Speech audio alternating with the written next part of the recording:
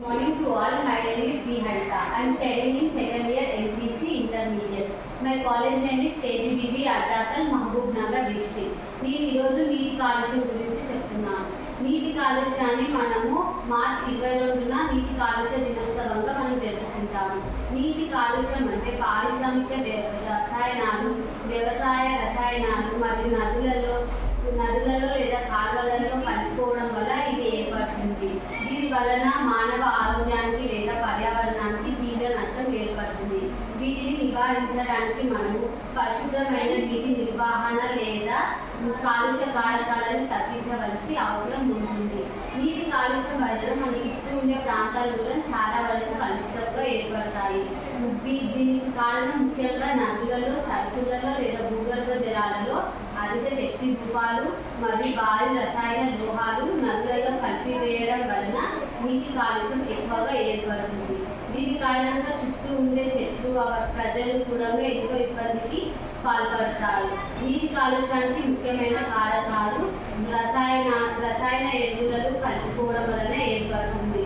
పరిశ్రమల నుంచి విడుదలయ్యే వ్యర్థ పదార్థాలు నదులలో లేదా సరస్సులలో, కొలనులలో కలిపివేయడం వలన ఆ వ్యర్థాలు నీటిలో కలిసిపోవడం వలన అధిక మొత్తంలో నీటి కాలుష్యం ఏర్పడుతుంది. మరియు గృహ వ్యర్థాలు కూడా నదులలో లేదా చుట్టూ ఉండే ప్రాంతాల్లో కలిపివేయడం వలన నీటి కాలుష్యం ఏర్పడుతుంది. వీటిని నివారించడానికి మనం ఎక్కువగా మంచి పద్ధతులను ఉపయోగించవలసి ఉంటుంది. మనం ఎక్కువగా శుద్ధి చేయని నీటిని నదులలో లేదా కలిపివేయడం వలన కూడా నీటి కాలుష్యం ఏర్పడుతూ ఉంటుంది. వీటిని నివారించడానికి మనము క్యారీ బ్యాగ్స్ వంటి రీసైకిల్ వంటి పద్ధతులను ఉపయోగిస్తే మనం నీటి కాలుష్యాన్ని నివారించవచ్చు.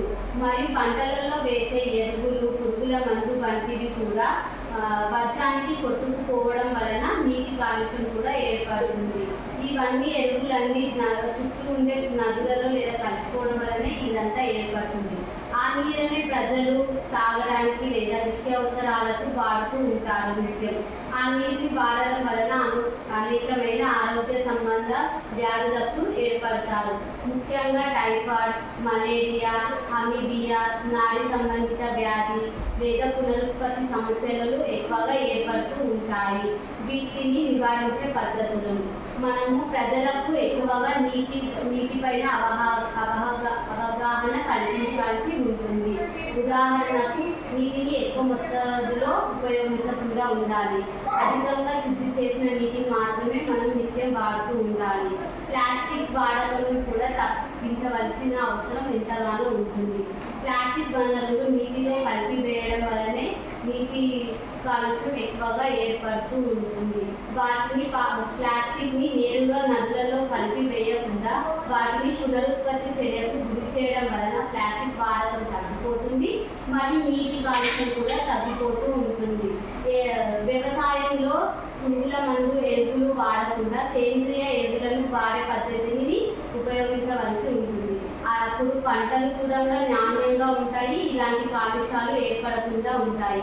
మన చుట్టూ ఉండే సరస్సుల పక్కన, నదుల పక్కన ఎక్కువగా చెట్లను నాటవలసి ఉంటుంది. దాని వలన పర్యావరణం చాలా మెరుగుపడుతుంది. ఇటువంటి కాలుష్యాలు ఏర్పడవు.